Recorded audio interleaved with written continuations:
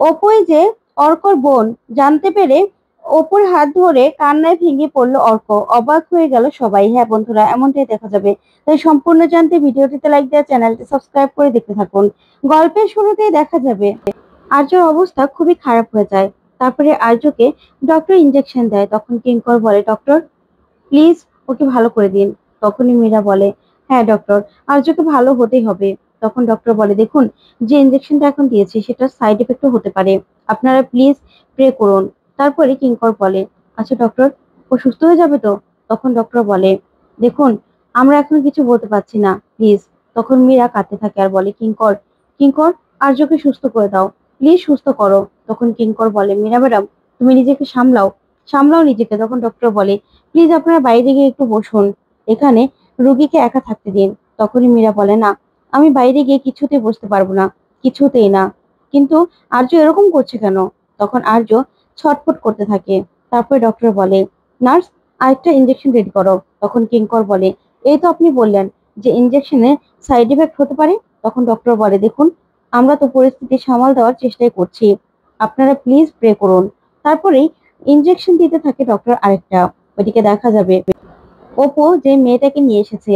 তখনই অপু বলে, অফিসার এই মেয়েটাকে কতগুলো গুন্ডা তুলে নিয়ে যাচ্ছিল, আমি ওকে বাঁচিয়েছি, প্লিজ আপনি একটা এফআইআর লিখুন।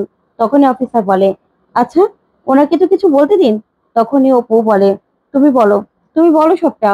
ওটা এখন এমনিতে ভয় পাওয়ার অবস্থা, তাই ও ভয়ে কিছু বলতে পারছে না। তখনই মেয়েটাকে কেউ একজন ফোন করে। তখন মেয়েটা কথা বলে ফোনে। ওইদিকে আর্যর মা দাঁড়িয়ে দাঁড়িয়ে সবটা শুনতে থাকে।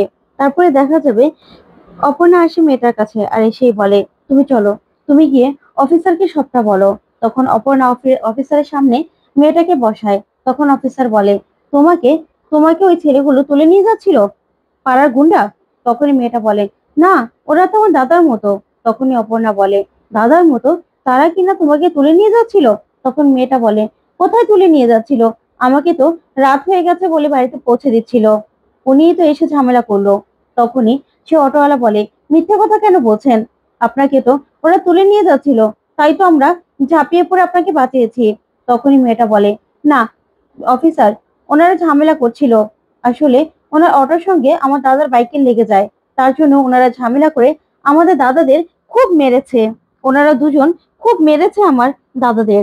তখনই অফিসার এই কথাগুলো শুনে অবাক হয়। তখনই অপর্ণা বলে, তুমি মিথ্যে কথা কেন বলছো? কাকে ভয় পেয়ে বলছো? এখানে প্লিজ তুমি ভয় পেও না, বলো সত্যিটা বলো। তখন মেয়েটা বলে, আমি তো সত্যি কথাই বলছি, আপনারা তো ঝামেলাই করছিলেন, আমার দাদাদের খুব মেরেছেন। তখনই সেখানে মেয়েটার বাবা চলে আসে আর সে বলে, হ্যাঁ আমি নিজেও তো দেখেছি যে ছেলেগুলোকে কত মেরেছে, ওরা আমাদের পাড়ার ছেলে, আমার মেয়ের দাদার মতো। তারপরেও এই মেয়েটা সেই ছেলেগুলোকে এমন মার মেরেছে না, কি বলবো। তখনই দেখা যাবে আরেকজন মা বলে, তাই নাকি, আপনি দেখেছেন, আপনি সেখানে ছিলেন? তখনই মেয়েটার বাবা বলে, আমি ছিলাম না, কিন্তু ওদের অবস্থা তো দেখেছি।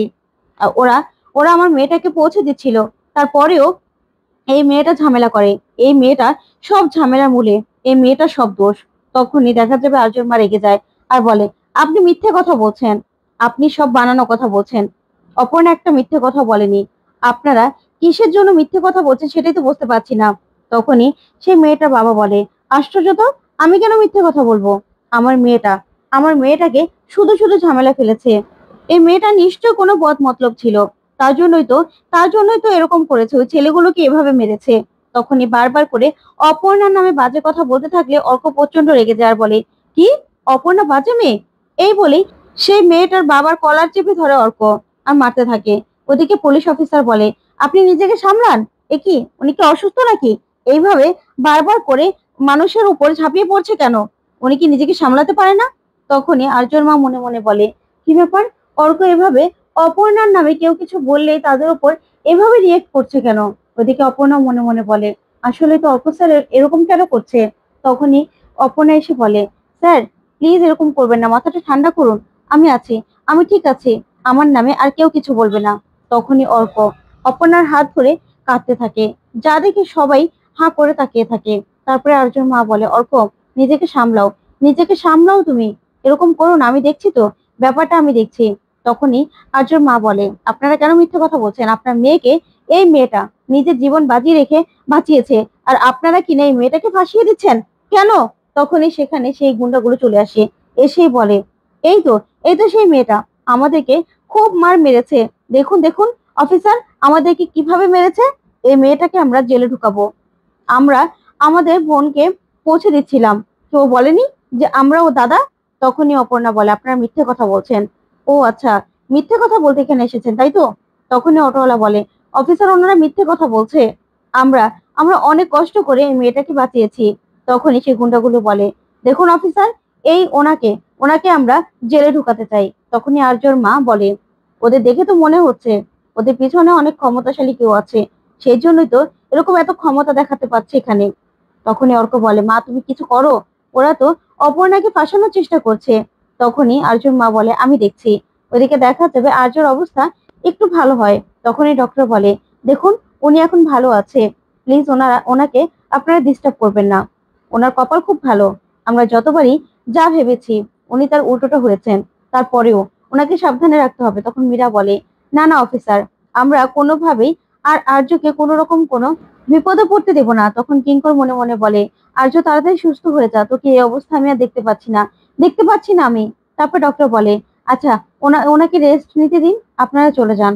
তখনই মীরা আর অর্ক বাইরে চলে যায়। ওইদিকে দেখা যাবে থানার বাইরে থেকে একজন নিউজ করতে থাকে, আর এইদিকে দেখা যাবে তখনই সেখানকার কাউন্সিলর তপন সাহা সেখানে চলে আসে, এসে বলে এই তো আমি চলে এসেছি, আসলে শুনলাম এখানে নাকি একটা ঝামেলা হচ্ছে।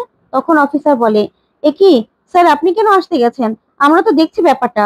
তখনই তপন এসে বলে না না, একটা মেয়ের উপর মেয়েকে নিয়ে এত ঝামেলা, আমার লোকেরা এই মেয়েটার দাদা, অথচ এই মেয়েটাকে বাড়িতে পৌঁছে দেবে তা নিয়ে নাকি একটা মেয়ে খুব ঝামেলা করেছে। তখন এই কথা শুনে অপর্ণা অবাক হয়ে তাকিয়ে থাকে। তারপরে ওই মেয়েটার বাবা বলে আচ্ছা স্যার, তাহলে আমরা এখন চলে যাই, আমাদের তো কোনো দরকার নেই। তখন তপন বলে হ্যাঁ হ্যাঁ, আপনাদেরকে দরকার হলে তো অফিসার নিজে আপনাদের বাড়িতে গিয়ে কথা বলতে পারবে বা আপনাদের ডেকেও নিতে পারবে। তখন অফিসার বলে হ্যাঁ হ্যাঁ, আপনারা চলে যান।